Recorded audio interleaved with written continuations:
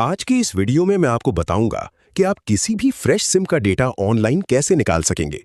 अगर आपको कोई भी बंदा तंग कर रहा है या फ्रॉड करके भाग गया है तो उसकी पूरी इंफॉर्मेशन इस वीडियो को देखने के बाद विद इन सेकेंड्स में निकाल सकेंगे। तो ये सब कैसे होगा? जब आप इस वीडियो को एंड तक देखेंगे। तो चलिए स्टार्ट करते हैं। किसी भी सिम का डेटा चेक करने के लिए डिस्क्रिप्शन में आपको एक वेबसाइट का लिंक मिल जाएगा। जैसे ही वहां पर क्लिक करेंगे आपके सामने ये वेबसाइट ओपन हो जाएगी। यहां आपको बाकी भी इंफॉर्मेशन मिल जाएगी पीटीए के हवाले से, लेकिन हमारा टॉपिक सिम की डिटेल्स का है। सिम की डिटेल्स चेक करने के लिए यहां सर्च ऑप्शन में आ जाना है और वही सिम नंबर एंटर करना है जिसका डेटा चेक करना चाहते हैं। नंबर एंटर करने के बाद सर्च कर लेना है।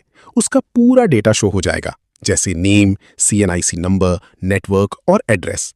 इस तरह से आप सिम की डिटेल्स निकाल सकते हैं।